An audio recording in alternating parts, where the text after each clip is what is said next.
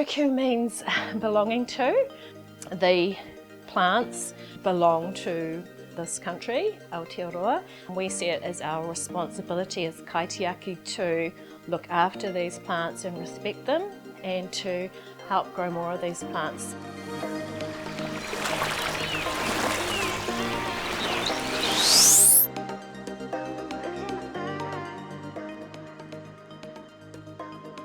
The story of OKU, I guess, really starts with the personal health journey for me. I was born with a hereditary kidney condition, which by the age of 25 the kidneys had failed and I ended up on dialysis. And then in 2019 I had the third kidney transplant, which was an incredible blessing, an unexpected blessing, and that was a life changer, game changer for not only for myself but the family and really for the business and that as well. Just getting that freedom from dialysis and getting my health back again.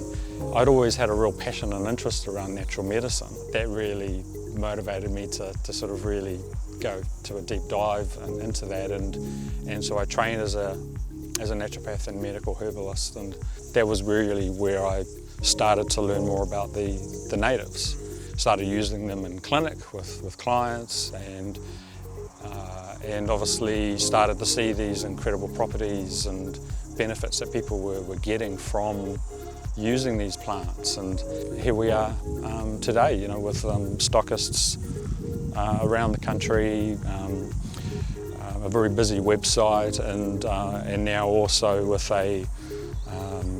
an export footprint beginning on Amazon and Timor and China, and more people need to know about these plants. There's this incredible knowledge within Māoridom, this traditional use, but outside of that world, there was not a lot of awareness at all of these plants, of how they can be utilised medicinally.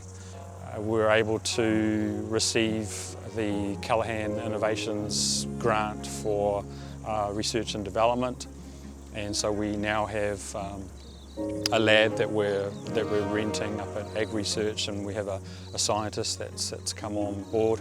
The whole purpose of the R&D program is really to get a better understanding of the plants, show us their true potential, because really that's what it's about. It's really about beginning to really understand the plants, and through that be able to develop products that will then really be able to help people. So we've got 12 teas. They're all made of New Zealand native herbs, blended with some Western herbs as well. They come in loose leaf and tea bags, and our tea bags are compostable. Our loose leaf come in these little Nature Flex bags, which are compostable as well. And our tubes are obviously recyclable. So everything here is in glass, or we've got the aluminium lids, or we've got recyclable tubes or compostable inner bags, and even our large sizes. So you can buy the tube from us and then just repurchase the inner, or buy a bigger size and top your tubes up.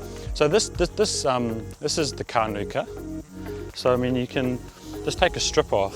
It's actually a lovely one for tea. We've got plants obviously like this one here, the kumaraho. So this is our key herb in our chest elixir. My whānau have used these plants for generations, and they had a very, very close connection to these plants. What the knowledge that these plants hold, it would be a real shame to lose a lot of that knowledge. A lot of our tohunga out there have passed away, and I think for us it's really important to keep that kind of knowledge alive. So we would normally harvest the green part, which is the fresh growth, not the woody. We use the karamu in our Restore tea. Right. So traditionally this was a great kidney and liver tonic. This is just an example of one of the harvests that we would do. So this has just been stripped off the branches that we've harvested. So this is ready to hang to air dry, and then once it's nice and dry and it'll be a nice crunchy consistency.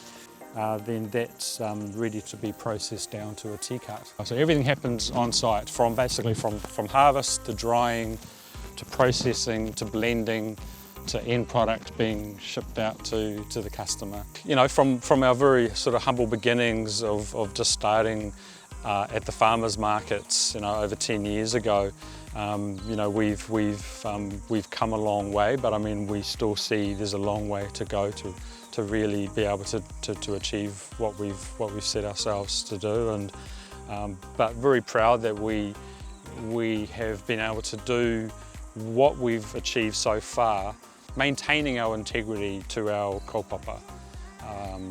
You know, we haven't abandoned that, and that's something that's kind of like our foundation, and that we won't lose that because it's too important, you know, for us. So I think that's a key thing. We're passionate about this country, and we are particularly passionate about the plants that grow in this country and the uniqueness of these incredible plants. And because, yeah, they're oku, they belong to us, and they're here for us to care for and to respect and to learn from.